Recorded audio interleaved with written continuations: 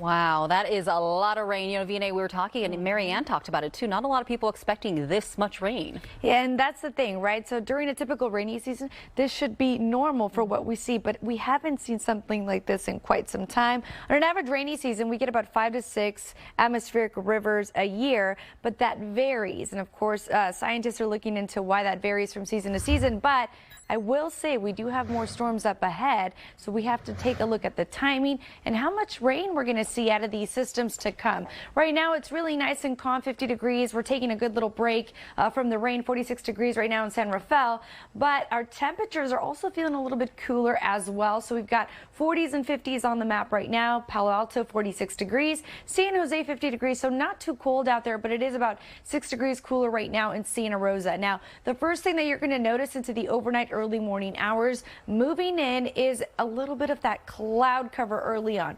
We're going to start out our Monday morning commute on a dry note. So if you have to leave early for work anytime between now and the 7 a.m. hour, notice it's pretty much just cloudy. It isn't until about 11, 12 o'clock, so shortly after 11 a.m. that we start to see some of that rain moving through, really becoming more widespread. Notice by about 1, 2 o'clock, we'll get some heavier pockets of rain at times, but this is a much weaker storm system. So don't expect the intensity of what we saw on Saturday, thankfully, because we've already seen a lot of rain. Now we get a little bit of that break overnight on Monday into early Tuesday morning. Now these breaks are critical and necessary because looking ahead, we do have a stronger storm system moving in. But let's take a look at the rain estimates out of this initial storm system I mentioned. It's a little bit weaker. We're getting less rain, anywhere from 1/10 of an inch to just a little under 1/2 an inch for most of the Bay Area. So not a huge rainmaker there. Temperature wise for your hourly forecast through the early morning hours, we're going to start out pretty cool and then increasing clouds, 40s, a couple of 30s.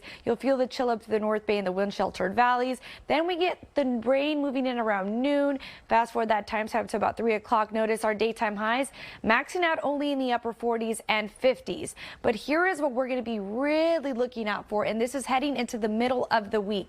We get another atmospheric moisture tap. Look how far this extends out. As far as the intensity, right? These atmospheric rivers vary as far as categories. It could be looking like into January 2nd, we get a quick moving storm system. Notice by Wednesday into Thursday, it could extend all the way again from Portland down through Southern California, bringing the potential of an additional 2 to 3 inches in most of the Bay Area, maybe even 4 to 5 inches on top of what we've seen already in some of those mountain areas. So it's going to be an area for concern as we look ahead. It looks like we could see even more rain heading into next weekend. The midweek storm estimates out of that system, look at this. Again, I mentioned an additional 5 to 6 inches again for the North Bay, South Bay. Also more Sierra snow. So expect to see those winter storm watches go into effect. That storm is already blowing in through tonight and tomorrow for the Sierra.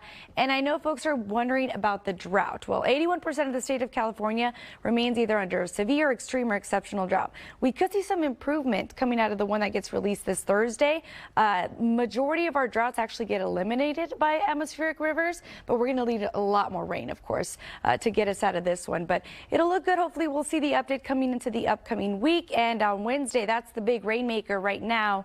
Into Saturday, it looks like we could line up for more. Also, we're going to be looking out for that wind. Remember, that ground is really saturated. You're going to hear that a lot this week. That's what causes a lot of that instant runoff. And the runoff is good for the reservoirs. Indeed. Fantastic. Vianey, thank you.